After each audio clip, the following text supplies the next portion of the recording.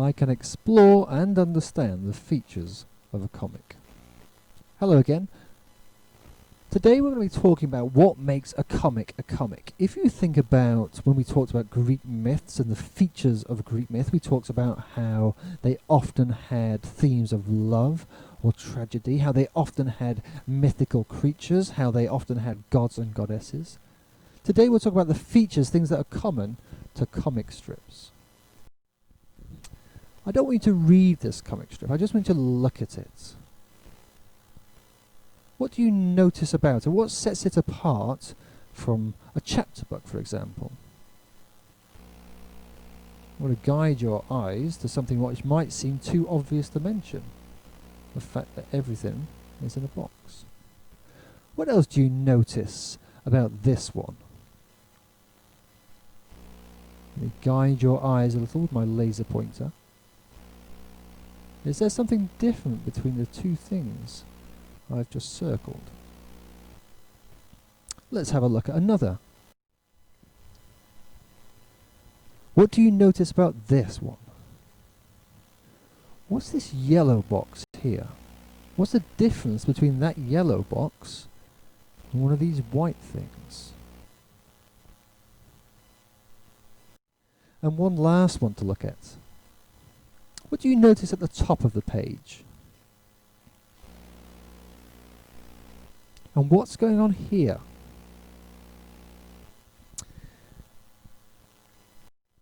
On a piece of scrap paper, I'd like you to spend 1 minute thinking about all the features, all the things that you've picked out of features of comic books.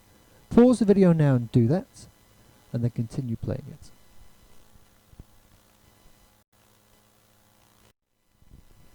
Okay, I'm going to talk to you about some of the features of a comic strip because, as I mentioned in this video, later this week we're going to be writing our own. It's really important we have a good grasp of what makes a comic and all the devices comic book writers use. A comic strip is a sequence of drawings arranged in interrelated panels or boxes.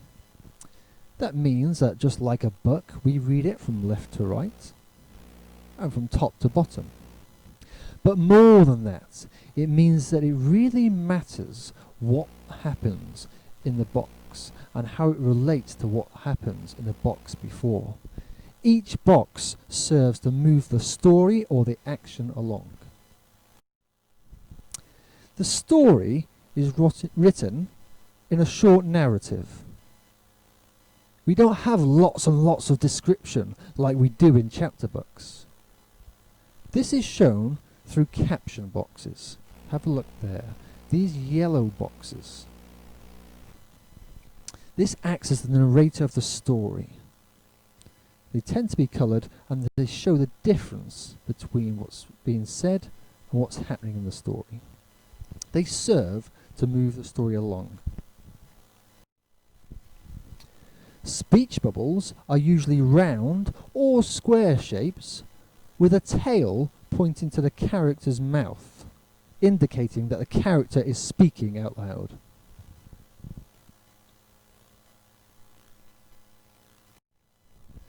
A scream bubble indicates a character is screaming or shouting, and it has jagged outline or a thicker line.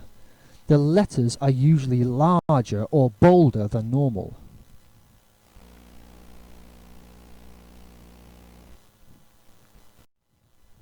A whisper bubble shows that the speaker is talking in a softer or quieter tone. They are usually drawn with a dashed or dotted outline, smaller letters, and perhaps a paler grey writing. Notice the difference between this whisper bubble and this speech bubble. Thought bubbles are cloud-shaped word bubbles that indicate a character is thinking but not talking out loud. Here the character is thinking, he's right. I've heard of your powers of intangibility. Action words indicate the sounds that can be heard in a comic strip. They are usually in coloured, jagged splats, and the letters are all in capitals. Quite often, exclamation marks are used. Have a look at this slide. From what we've just looked at, can you figure out which each of these bubbles is? If not, go through and have a look at the slides again. What kind of bubble is this? What kind of thing goes in there? What about this bubble here? Or this one here? Or what we'd written in here or here?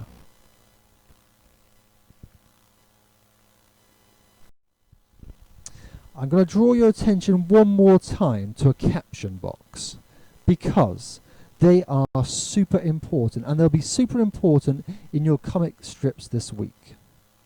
In fact, I'm going to give you a little bit of practice on these. Oh, but before I do, here's an extract from Varjak Paw. If we were to turn this into a comic strip, and we could if we wanted, all the things that are in speech marks would be speech bubbles,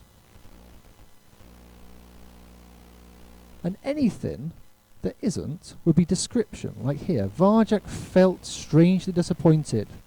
Now he knew there was a family secret. He wanted to know it all. That's the kind of thing that would go in a caption box. Here's another comic strip.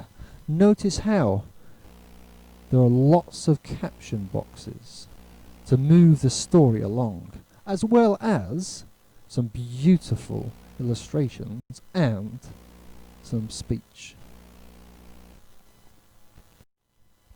Here's your task today. On the activity sheet you have 4 comic strip pictures, and for each of them I would like you to write in the caption box something that describes what is happening in the picture. So for this one, you might talk about the 2 teams. You can make up names if you like. You might talk about the players. You might talk about the crowd.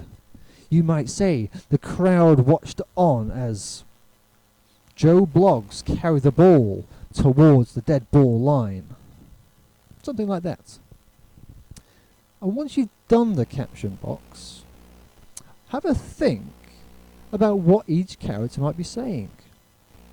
Notice here how this character has a thought bubble, not a speech bubble, a thought bubble.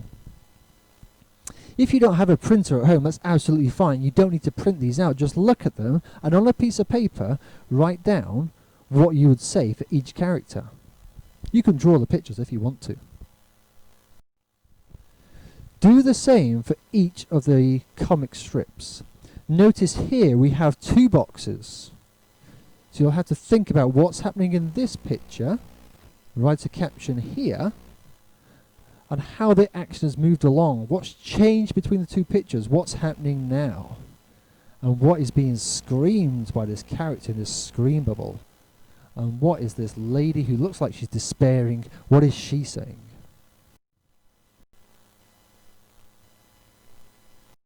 Have your best effort, have a go, and then check back in tomorrow.